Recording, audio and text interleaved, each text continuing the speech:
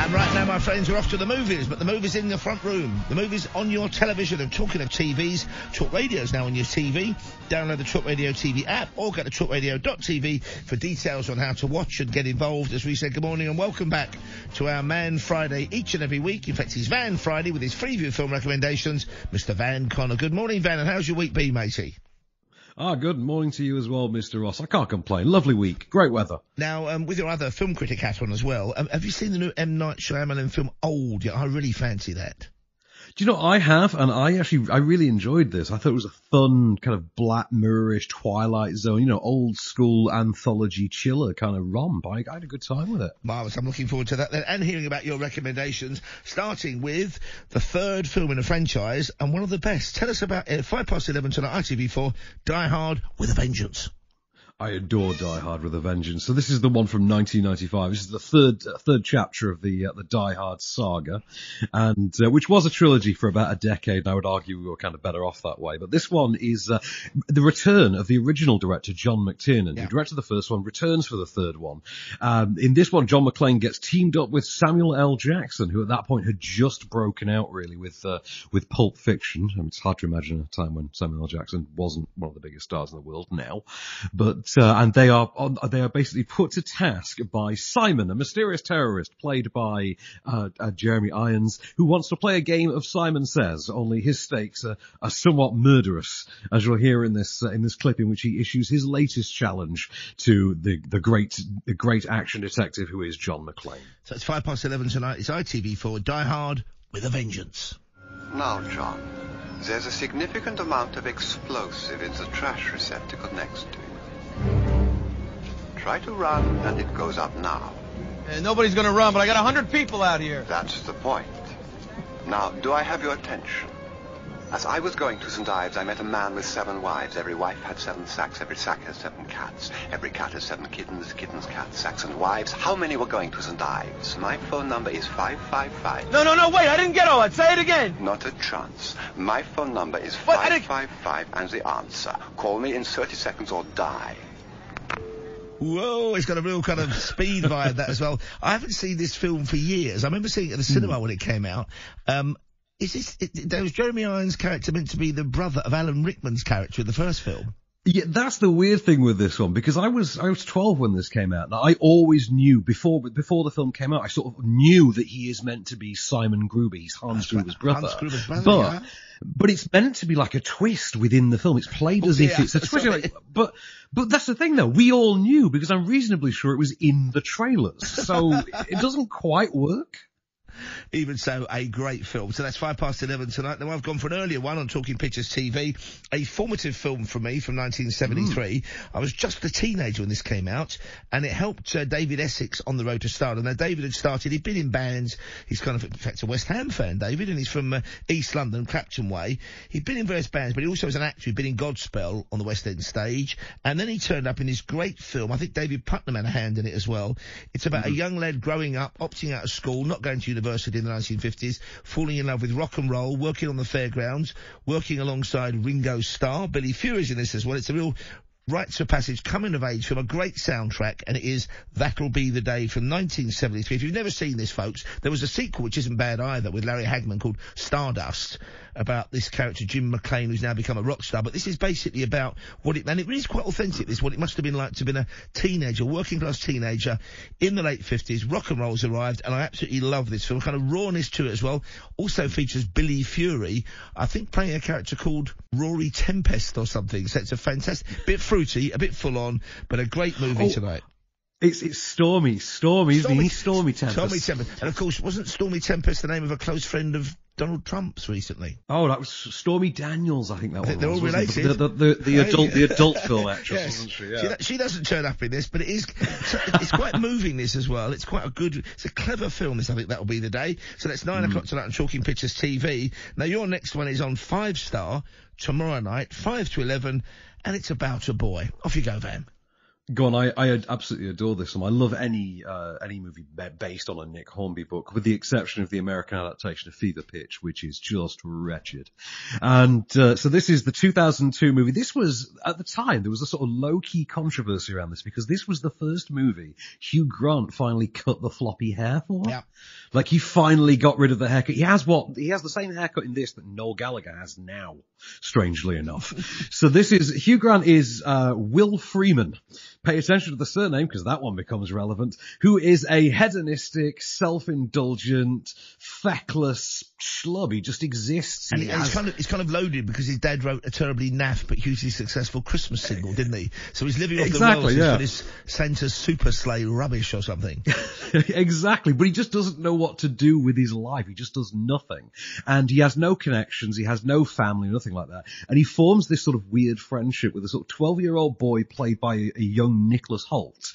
And this friendship sort of allows him to pursue other avenues to this life. Like, for instance, actually pursuing a love interest played by Rachel Weisz, exploring a friendship with the kid's actual mum. Played by Toni Collette, who's brilliant, isn't she, in this? Oh, she's terrific. Doesn't she get that wonderfully cringeworthy, what's the song now? Killing Me Softly. With the piano, yes. Oh, good God. But of course, for me, the defining moment of the film is when they truly exemplify just how selfish and unlikable this man is meant to be, which is in our clip here, in which he's asked to be godfather to his friend's newly born daughter. So it's 5-star tomorrow night, 5 to 11, about a boy. How would you like to be Imogen's godfather? Seriously? Seriously. Mm-hmm. Listen, I'm really, really touched, but, you must be joking. I couldn't possibly think of a worse godfather for Imogen. You know what I'm like, I'll drop her on her head at her christening. I'll forget all her birthdays until her 18th, when I'll take her out and get her drunk and possibly, let's face it, try and her. Well, no, I just thought you had hidden depths as well. Oh, no. You've always had that wrong. I really am this shallow. I love that line. No. You've always said that wrong. It reminds you what a great actor he is and how difficult comedy is, because he's very good in that film, okay? It's not your average rom-com, that either, is it? And the end, I think, is very funny indeed, when he kind of... I'll just put this mark. Takes one for the team, is all I'm going to say on that front. Now, I do like a war movie, as you know, Van. Who doesn't? And this is a great Saturday night movie. It's on Great Exclamation Mark Movies. Used to be Sony. 9 o'clock tomorrow night from 2014. And it's directed by David Ayer, who gave us the first Fast and the Furious film. Very commercial director. It's got a great cast. There's Brad Pitt's in it, Jason Isaacs in it, John Bernthal, Sheila Burf is in it. And basically it's about the dying days, the last month, in fact, of the movement of the Americans, the Allies, into Europe. Brad Pitt plays the commander of a tank that's moving in there, and it's about a kind of new guy arriving in the tank. The war is ending, but the Germans are still, the Nazis are still hanging on. Very ferocious film indeed, folks, but I think a remarkable film. Not absolutely perfect film. I've still got kind of doubts about some elements of the ending, and it is... jolly it ain't, folks, but some of the scenes are remarkable, starting with the scene when, through a battlefield, passed by what you think is an abandoned tank, a Nazi officer rides on a white horse, which is one of the most haunting images from a war film I think I've ever seen. I do love this movie. Fury, love's maybe the wrong word. I admire it, and I always watch it when it's on. It's on tomorrow night, though, at 9 o'clock on Great Movies. It's Fury, and here's a burst of the trailer. I started this war killing Germans in Africa. Now I'm killing Germans in Germany. I promised my crew a long time ago I'd keep them alive. Why are you here?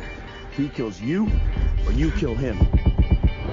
I need you to perform. I can't do it! Yes, you can. What happened back there? That's every day. Don't get too close to anyone.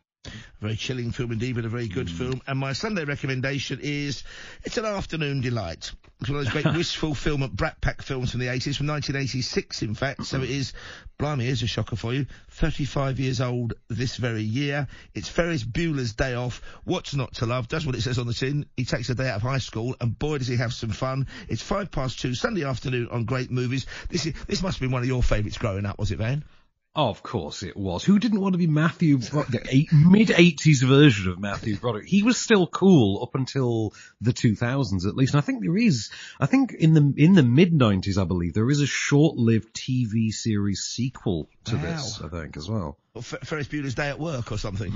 Something like that, yeah. Ferris Bueller Hangs Out or something like that. Okay, so that's my recommendation. Sunday afternoon on Great Movies, 2:05. Meanwhile, we're ending with a Channel 4 recommendation for Van, 10 p.m. on Sunday night. Tell us about Book Club, Van. I think we did discuss this about a year ago. I think it had its premiere on Channel 4 about a year ago, but they're showing it again, and I adore this movie. And this is the best described as the sunset comedy sex romp would be the best way to describe it, starring Diane Keaton, Candice Bergen, it's just an all-star cast. Don Johnson's in there, Andy Garcia. The idea is you've got an older female book club. They are sort of near retirement age. They're getting into their older years. They're starting to settle down. Group of friends who, as part of their book club, Jane Fonda's character pitches 50 Shades of Grey. And this awakens this long dormant, this reawakens the fires within all of them and leads to all sorts of wacky hijinks as each member of each of the four women then go and re-explore their sort of forgotten desires, the relationships that they've let lapse and the sort of long lost loves in their life. And for instance, Jane Fonda, reacquaints herself with the long lost, Don Johnson. You have Diane Keaton who falls for Andy Garcia, the airline pilot, but she's widowed and her children don't want her to move on. All sorts of wacky hijinks, all coming down to this one book and what it does to these four women. But it's a hell of a good time. Okay, you've got a clip for us as well, I think. I have got a clip for you of the four women discussing the double standards of inherent in being a fan of 50 Shades of Grey. It's Channel 4, 10 o'clock Sunday night. Let's enter the book club.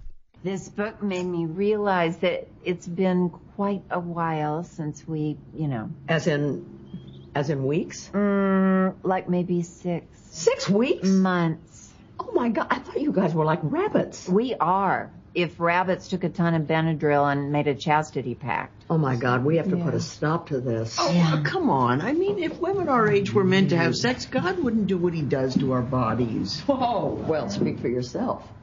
Well, that was not God. That was Dr. Nazarian.